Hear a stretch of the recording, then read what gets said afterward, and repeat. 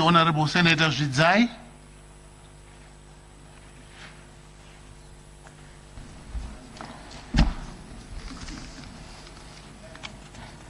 Thank you, Mr. President, for this opportunity to contribute to this most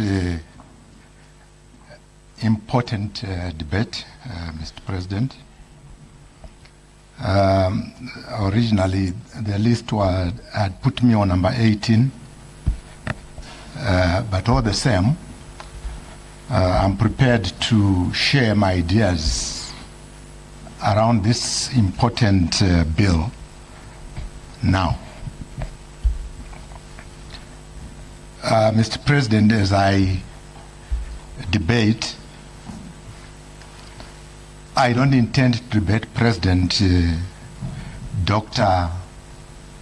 Emmerson Mnangagwa, who I believe has done much better than his predecessor in terms of delivery of certain components of our services. I do understand that President Mnangagwa has increased the GDP of this economy from a measly 20 or so to 57. That is something that we all should undoubtedly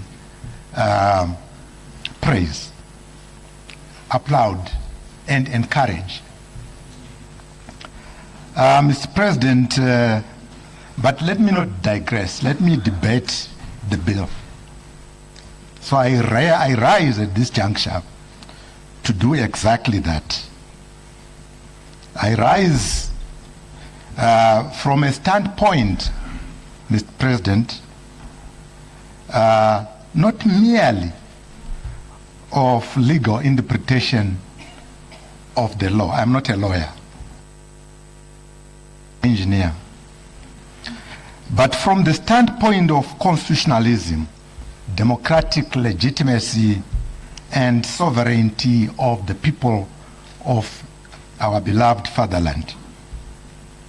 At the heart of this debate, Mr. President, lies a simple but very profound question. Who owns the Constitution? Who owns this Constitution that we are being asked today to amend? The answer is not Parliament. It's not our Constitution as Parliament. It's not the executive that owns this Constitution. The Constitution, Mr. President, belongs to the people of Zimbabwe. Some who don't sit in these lofty offices, who are walking the streets and valleys and mountains of Chikuku, Zaka, Muroi, and places such as that. But they own this Constitution. Mr. President, our Constitution identifies among the founding values and principles the supremacy of the Constitution, democratic governance, and sovereignty of the people. All political authority, Mr. President, derives from nowhere except the people, and the people only. And this brings me to the years when ZAPU was formed, when President Robert Mugabe suggested the P in ZAPU to amplify the issue of people.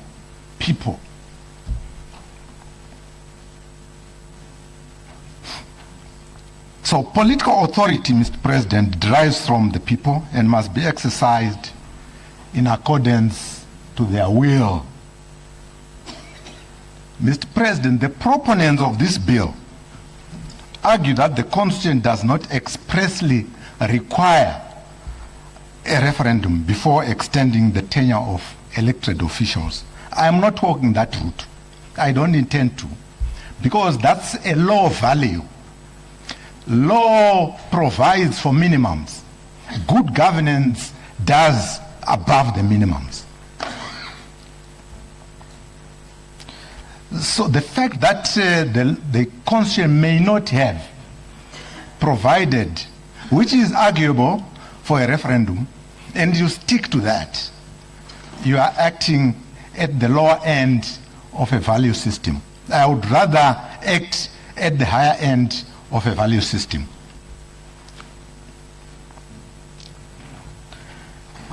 The proponents rely on the letter of the law.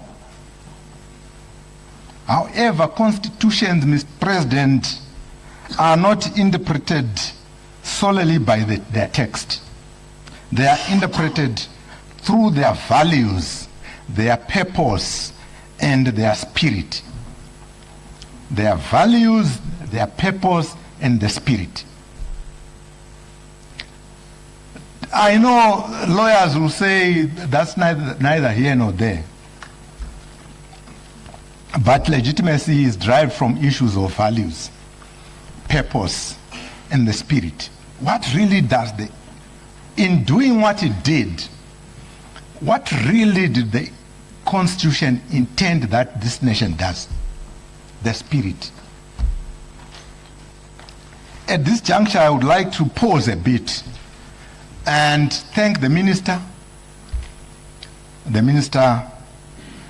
who loudly continued and repeatedly talked about that him and the executive and the bill had ears, and that these ears were so big and were prepared to listen.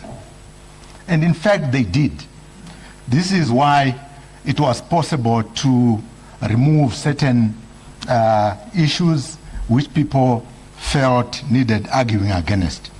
And I hope, Mr. President, that today the same ears that listened may also be able to listen to the Senate. As we don't engage in a monologue of yes, yes, yes. We are not monochromatic.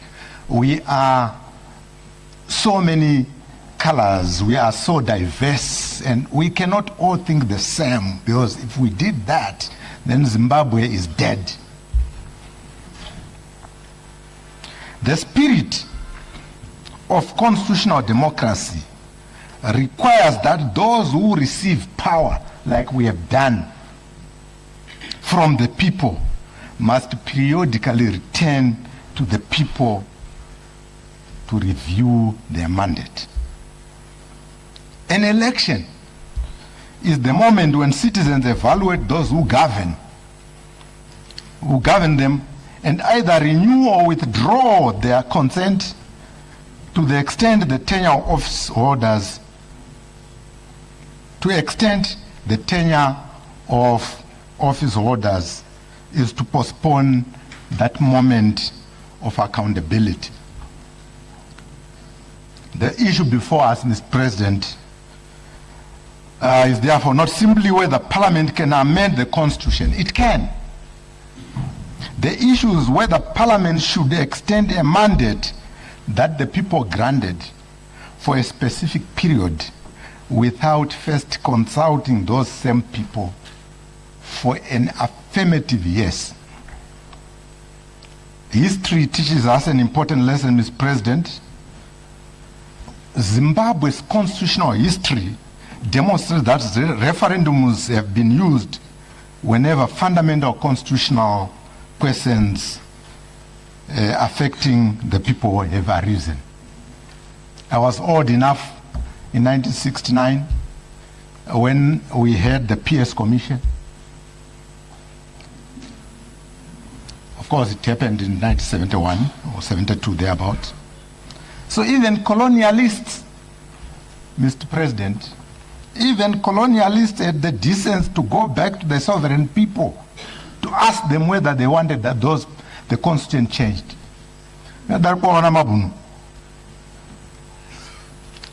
In year 2000, Mr. President, in year 2000, The Lancaster House Constitution did not require expressly a referendum. But government still sought the direct approval of the people for a new constitutional order. That is an example of going beyond the minimum and climbing the heights to a higher zenith of a higher value system. And this is what we must invite President Idi Mnangagwa's government to do, to ride higher rather than lowest. And I know it's his desire to do that we ride high.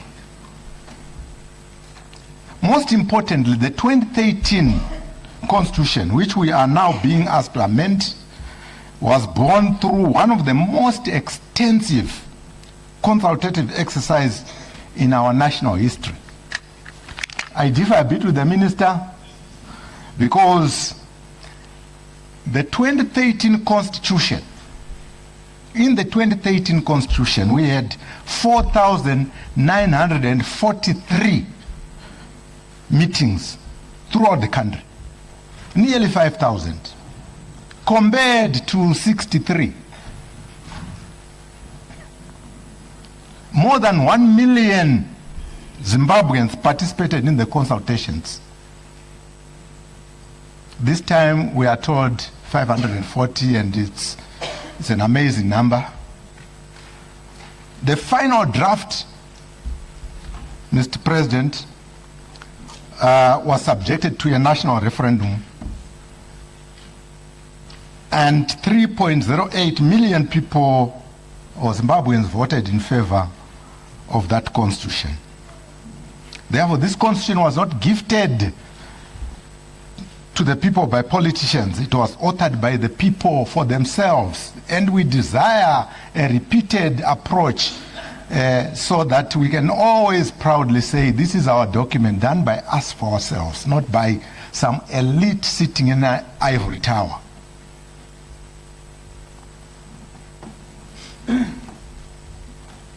Surely we need these principles, Mr. President. The Constitution, as I said, may not expressly compel that we do a referendum, but it doesn't stop us from doing it. It's not unlawful. I hear the minister saying we don't need to. If we did that, would we have broken the law if we do a referendum?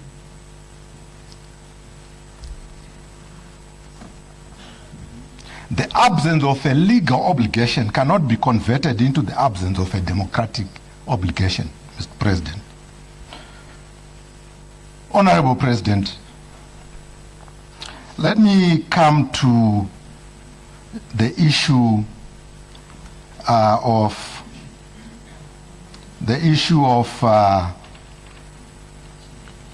look, I mean, from those arguments that I've made, I'm inclined to think that we need a referendum. We need a referendum. If what we are proposing is beautiful for this nation, let the signature be emboldened by a referendum. Let's go to the issue of election of the president by Parliament.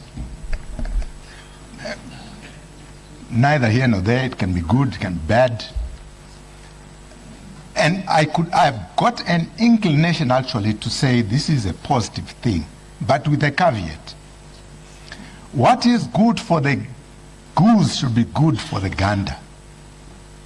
If it's good for the president to be elected proportionally, it must be equally good for honorable members of parliament to be elected through proportional rep. Then we have got consistency in our constitution. Without that,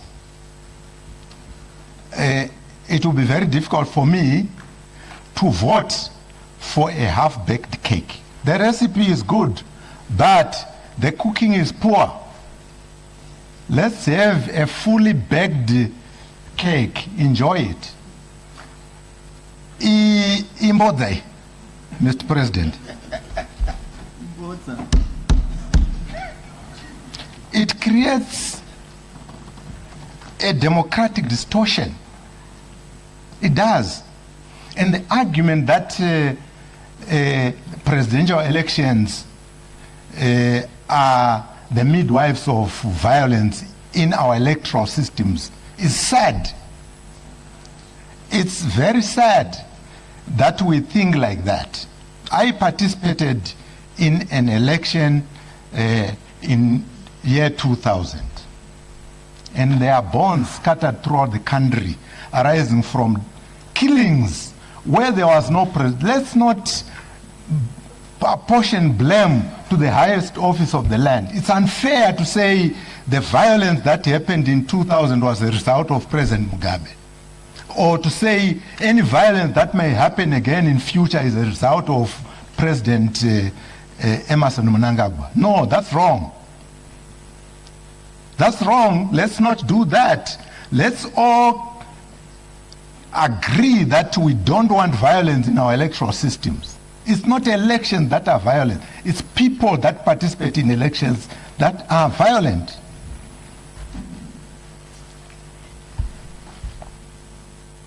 Let's go to the appointment of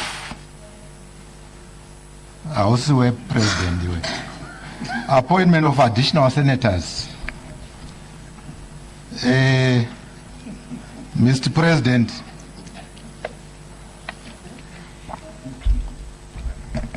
this is one thing that I outrightly disagree with. It's extreme executive overreach into the legislature. The president already exercises extensive powers over the executive, giving the president the power to appoint additional legislators further blurs the separation of powers and increases executive influence over parliament. It creates a conflict of interest.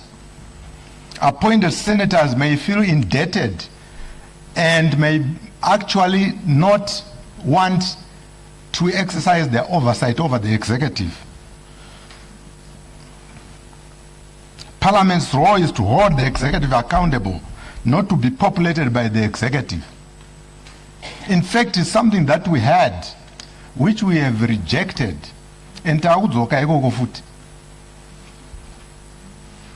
Moreover, Mr. President, existing electoral processes can produce skilled senators. In fact, it's the simplest thing. I would say in the first past the post election, it's more difficult to get married, the skills that you want. But in the case of Senate, proportional rep, MPs, etc., you can actually preload the quality that you want. You can put that in the statutes to say for you to be a senator, you need to have a PhD, or you have to have, you must be a rocket scientist. You can put that in the Constitution. You have 2 minutes left, Honorable Zvidzai. I thank you, Mr. President. So if Zimbabwe requires people with specialized knowledge, political parties and electoral colleges can nominate such individuals through democratic processes. Appointment is not the only way of securing expertise.